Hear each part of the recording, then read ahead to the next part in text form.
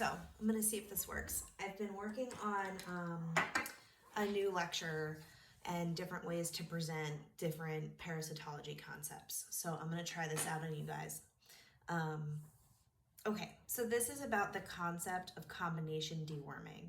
So combination deworming refers to when you don't just use a single dewormer on a sheep or a goat. Instead, you use 2 or ideally 3 dewormers at the same time. So the idea is that if you do this, you get a better kill rate of worms. So this is based on all of the literature on dewormer resistance. So for example, in the northeastern United States, we have documented dewormer resistance in all classes of dewormers. So for fenbendazole, which is like your Safeguard or your Panicure, and albendazole, which is your valbazen, there's almost a 100% resistance in 80% of the northeastern states. And then when it comes to ivermectin, it's about 80%, Sidexon's about 50%, and prohibit's about 25%. So the idea is that because all worms are inherently a little bit resistant to all dewormers, you need to layer multiple dewormers on top of each other, otherwise you won't get a clean kill rate when you deworm. So, okay, sorry. I propped my phone up on a roll of paper towels, and that was apparently not a good strategy. Okay, so the reason why I tried to come up with a visual way to explain this is because when you're first learning about these concepts for the first time, the idea of combination drenching sounds really counterintuitive when you've just learned that there's a big dewormer resistance problem with worms, specifically barber pole worms. And so you should do whatever you can to withhold from deworming, to delay deworming, or using any dewormers in your herd. So you've just swallowed this idea of we shouldn't deworm, we should try never to deworm. And now I'm telling you, if you are going to deworm, you need to use all the products at once. So that can be kind of a difficult thing to try to marry those two concepts. I personally have had struggles with these ideas for the last couple of years since these became the new contemporary ideas. So I'm going to try to show you in a visual way why this works and why you should really always combination drench. If you're gonna choose to deworm an animal, I really try to push people to always use a combination. Okay, so I made you this. This is a grid of 100 dots.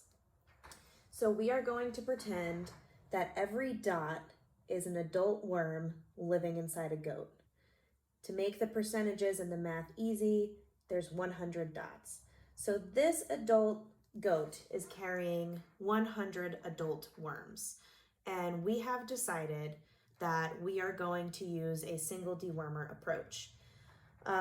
We have picked prohibit because prohibit only has a 24% documented resistance against it by the worms. So in our minds, we have picked the best, strongest drug that there is. So because prohibit has a 24% resistance, that means it's only 76% effective. That sounds pretty good, and actually it is better than all the other drugs that are on the market. But this is what that looks like. So we've used prohibit, and we've gotten rid of all of the worms inside of the green square. So that seems okay for a couple weeks, right? But the problem is that 24%, so 24 of these adult worms have survived the deworming. So with 24 adult surviving worms, knowing that in the span of 1 week, each of those adults can lay about 10,000 eggs. Next week, in 7 to 10 days, now we have created 240,000 new worms that are resistant to prohibit because now they've seen it. So this is a problem. So this is exactly why and when combination drenching works. So if we had, at the same time that we had given prohibit, also chose to give a dose of Sidectin, Now, again, one more time. Which cydectin carries about a 47% resistance. Then what would happen is an effect that hopefully looks like this. So your cydectin is purple. So hopefully, theoretically, the cydectin and the prohibit have overlapped. So had you just used the cydectin by itself, you would have had 53 surviving adult worms.